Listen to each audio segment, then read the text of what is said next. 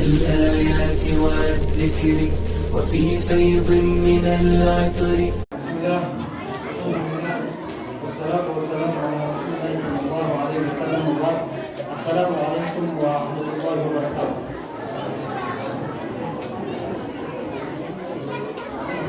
السلام عليكم ورحمة الله وبركاته.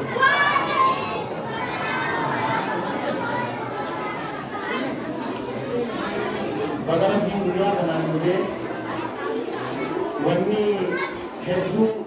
dize misilane, jodohnya mana kisah muda, sila abang tanah, keji, oso barangmu keji, amatan dua ini kami, amatan mana ini kami abang tanah, abang,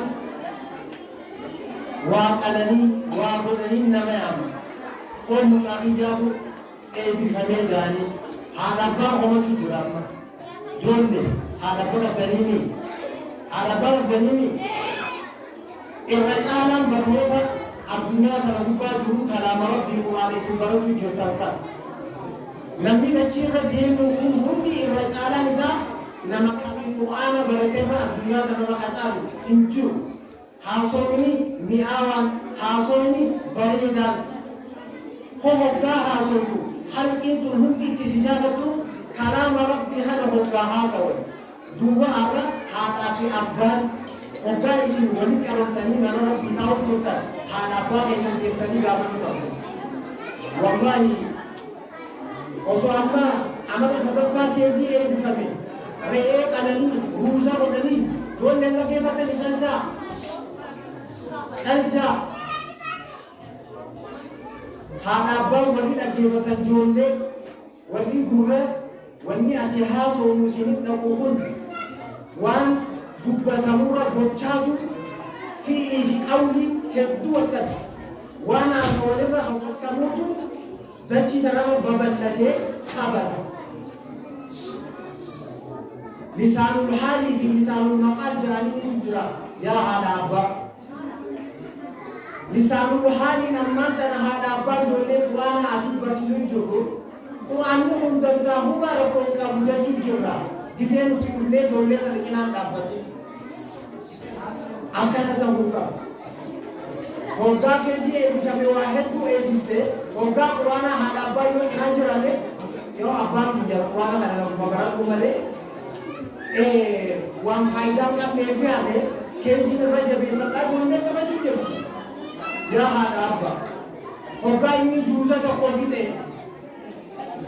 Sagane,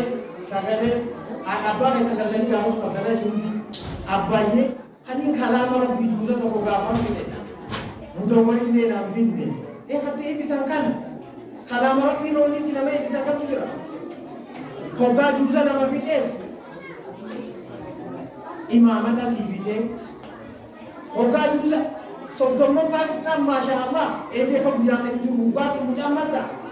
abban ki yoni qur'an ratti wan kana la ko ene ibse qur'an kana bakka butta qaba jechuna raqaba da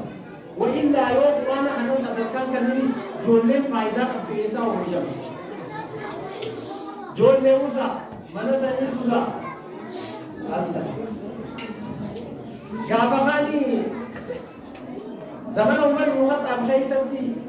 mujan to ko Abbasa denta manamuti ufani da bataniti wal khasasa mujahiyan na daweta oso da batani mujamma jebentu acho khay sa jari jatani acho khay sa janja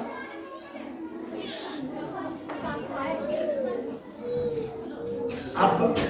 mucam manje, ya Umar bin Khattab. Hukuyu haka hada abba ko de sitani. Haka ko nuki sitani. Sajolle alaysa lil waladi haqqun ala walidayhi. Jolle hada abba haka kaburi. Ni kabilannan nah ini beda sih haka abba ijarah. Ada apa jangan manje dura nanti hata dari situ udah jadi hata jin kamu tak akhlak lama darratti diinsi barsi maqaa gaarii si baasuudhaan sadaffaa irratti diinsi barsiisuudhaan haadha abbaan gogaa diin islaamaa barsiisu diin islaamaa kanarra ijoollee kana cinaa dhaabbachuu qabna mucaa kiyya quraana baratu mucaa kiyya si wajjin jira mucaa kiyyoo quraana kana haffattee ani waan akkanaatiin sii bita waan akkanaatiin sii godha rabbiin addunyaa kana hubbatte hoggaan uumu waan galeessuu fi waan dhorkuufis waa lama haayetu khayri takkaleessisu rabbiin maal godha jannata nu fayyachisa waan akkanaatiin isinii godha khayri akkanaa carraaqadhaa jira rabbiin hamturraa nu dhorkuufis rabbiin yeroo hunda quraana isaa keessatti maal jira hamturraa nu dhorkuudhaaf waliin nu sodaachisa yaa haadha abbaa ijoollee babbareedduu kana dhaltanii ijoollee kana sheekota biratti eebbita ijoolleen kun kalaama rabbii isinii barachuu jirti ijoollee kana jajjabeessa ijoollee kana cinaa dhaabbadha yaadaan gargaara ijoollee hoggaa isaan qur'aana baratanii bakka takka irra gaa'e mucaa kiyya abbaa kiyya naa barattee bakka kana naa geesse jirtanii eebbisuu gammachiisuu qabdan haanuma rakkofa gammachiisee kanarratti dhabamuu hin qabne haadha abbaaf nabiin alayhi salaatu wassalaam diin kana keessatti hatta ijoollee mucaa tokko karaa irratti adariin isaa irraa duutee karaarra dhaabbatee yaadu tokko dubbiyyuu nabiin alayhi salaatu wassalaam ijoollee tanaaf bakka guddaa qabachuu ture yaa mucaa adarii irraa duutee kana gaafata نبي وجه التائب جونني السلام عليكم جان يا هذا أبا بكتنا حاجة بيسون وقا قرآن إذن فمن جونتنا حاجة بيسون هابد أفنو يو قرآن في التوانا كنا نسيقون عن حاجة قرآن سي وقا ديمانيس حاجة طورنو يو نتبرا لبنيك وقا قيدي Diggisi guddaa tokko moolee hoggaa harab bitaa yoo nuti cinaa jiraachuu baate akkanatti dhuma bakka tam geessu ijoolleen nabiin alayhi salaatu wassalaam diin isaa kana keessatti rahmata aalamaa godhuudhaan ummata hundaaf garaa laafuudhaan ijoollee hatta maskiina fidee wajjinis dhufeeti nabiin alayhi salaatu wassalaam amma kana namayyuu sagantaa qoqqooddatana yuutuubii irratti ilaala jaanamayyuu bas bakka hamuudhaan sa'atii eebbifamee quraanaan akka nama haadha abbaan qabee asii qophaa ta'u kana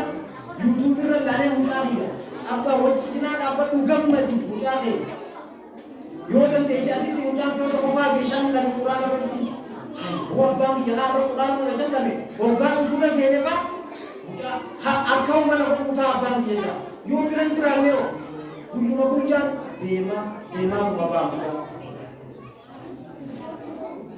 qur'aana kana haaja beekamu ijoollee aabarannu abbaa keenyaas abiyyee maaliif haraan tana barshee hoggaa masgiidaa daawwa godhan maaliif abbaan kee dhufii jiraan jedhanii silaafaan tana keenji eebbifa biyyee wayna biraaf ta'a kan kalaama rabbii baradhee bakka tana kee hunda keessan gaafa dhaamanatti haa saniifuu sagantaa deebiisuu gabaabduu asumarratti gabaabsa waa hundaa waan hundaa السلام عليكم ورحمة الله وبركاته. على الآيات والذكر وفي فيض من العلم